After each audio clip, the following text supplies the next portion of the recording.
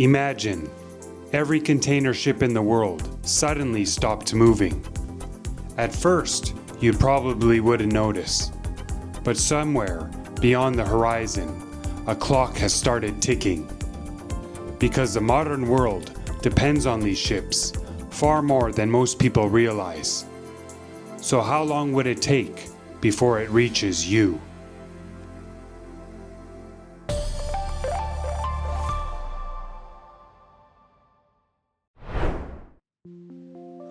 Most of us rarely think about container ships. They spend their lives somewhere beyond the horizon, crossing oceans, entering ports, carrying millions of containers from one side of the planet to another. But inside those containers are many of the things that make modern life possible.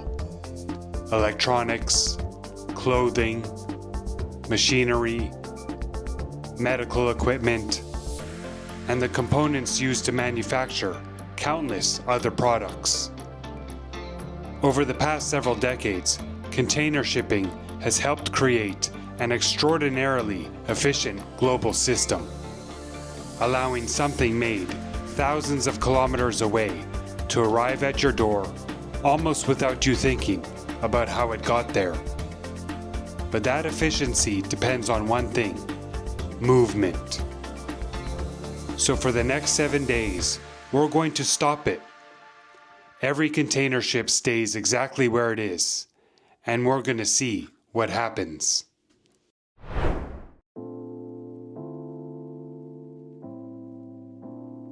To understand what happens when container shipping stops, we first need to understand why it became so important. And that story begins with something remarkably ordinary: a box. Before modern containers, ships carried cargo in almost every form imaginable. Crates, barrels, sacks, and individual packages. Much of it had to be loaded onto ships and unloaded again by hand.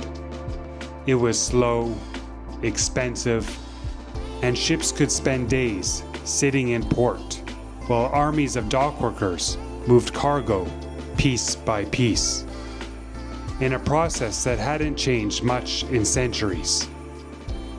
Then in 1956, an American trucking entrepreneur named Malcolm McLean tried something different.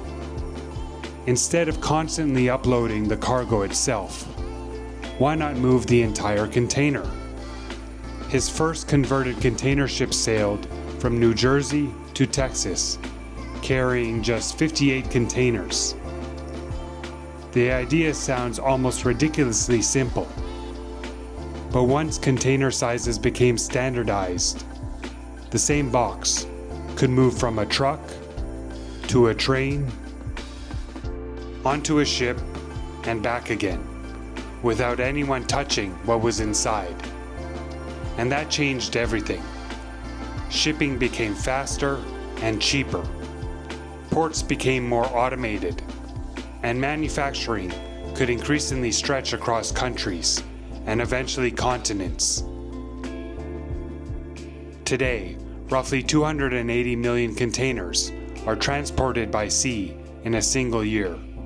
But there was a consequence to all that efficiency. The modern economy became extraordinarily good at keeping goods moving. But what happens when they don't?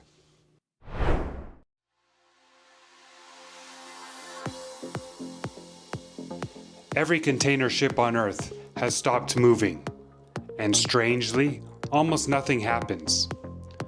Supermarket shelves are fully stocked. Production lines keep running. Deliveries arrive on schedule. That's because the supply chain doesn't exist only at sea. Millions of containers have already reached ports. Goods are sitting in warehouses, distribution centers, stores, and factories. Trucks and trains continue moving, whatever has already made it onto land. For the moment, the system has momentum, but the people running that system know something the rest of us don't. Nothing new is coming. Every container that would have arrived tomorrow won't. Every shipment expected the day after that isn't coming either. And that's a problem, because much of the modern economy has been built around a simple idea. Don't store something for months if you can have it delivered exactly when you need it. It's called just-in-time logistics. And when everything is moving, it's incredibly efficient. When the movement stops, the clock starts running out. But what breaks first? Not necessarily what you'd expect.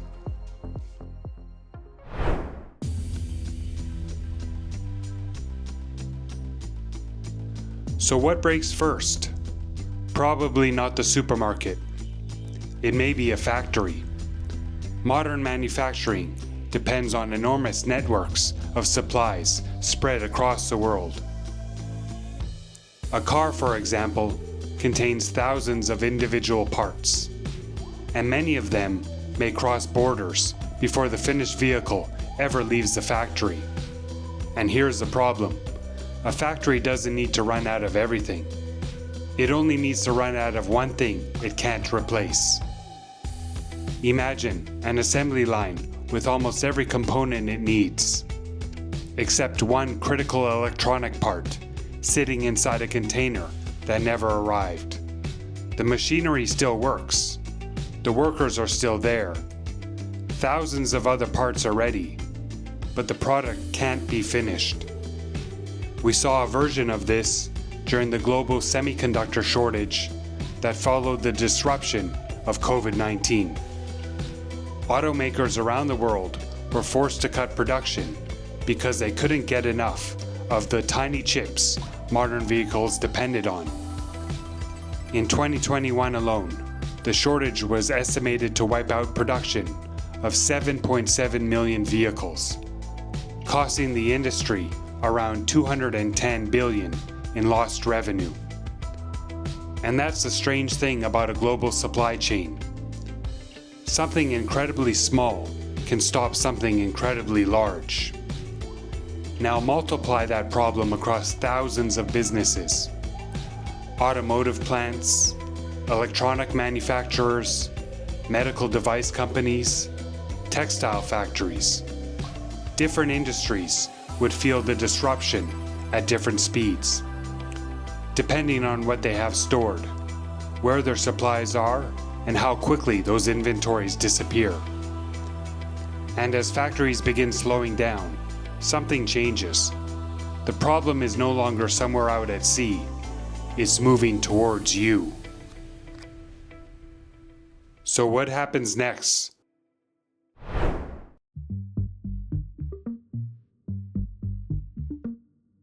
By now, the disruption is beginning to escape the factory floor. Products that aren't being made can't replace the products already being sold. Inventories begin to shrink. Some imported goods become harder to find. Businesses start competing for whatever is left, and scrambling for alternatives that often don't exist.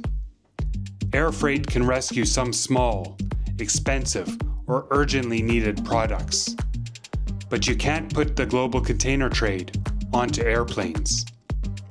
And now, the disruption reaches somewhere everyone understands: prices. We saw a glimpse of this during COVID. Container shortages, port congestion, and disrupted shipping schedules help send freight rates to extraordinary levels. On one major China to Europe route, container rates rose from under $1,000 in mid-2020 to more than $7,000 by July 2021. Eventually, some of those higher costs worked their way down the chain, from shipping companies to businesses, and ultimately to consumers. The shipping container you never thought about is now reaching into your wallet. But there's another problem. People know there's a shortage now. News spreads. Consumers start buying ahead. Businesses start stockpiling whatever inventory they can find. And suddenly, fear of running out can make the problem worse. What began with ships sitting motionless thousands of kilometers away is now affecting factories, stores, prices, and you. But our 7 days is almost over. Tomorrow morning, the ships start moving again. So, problem solved. Not even close.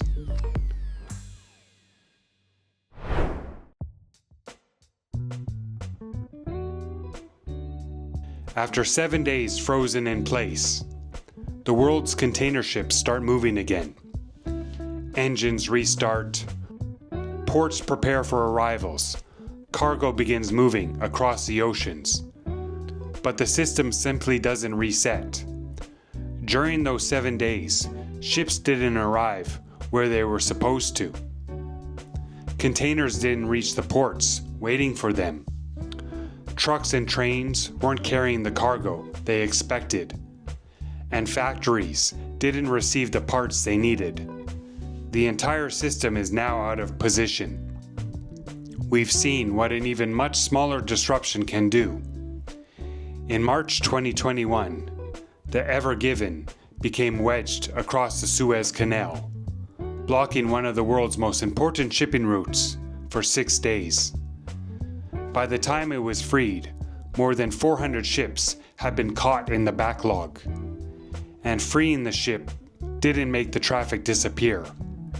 It took another 5 days just to clear the vessels waiting to pass through the canal. Now imagine that problem everywhere. And every delay creates another delay, somewhere farther down the chain. That's the final surprise. A 7-day shutdown doesn't necessarily create a 7-day problem. Stopping the system is easy. Putting everything back where it belongs is not. And that reveals something much bigger than container shipping itself. The modern world doesn't simply depend on goods existing. It depends on those goods constantly moving.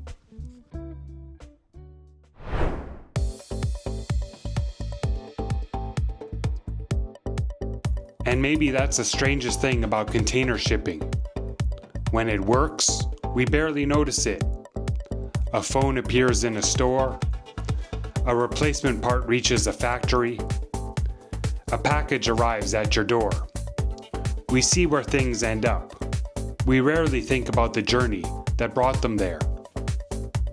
Yet somewhere beyond the horizon, thousands of ships are constantly moving between ports, quietly connecting factories, businesses, and people on opposite sides of the planet. Fortunately, tomorrow morning, those ships will keep moving. And after imagining a world where they don't, it's a little easier to understand just how much depends on that.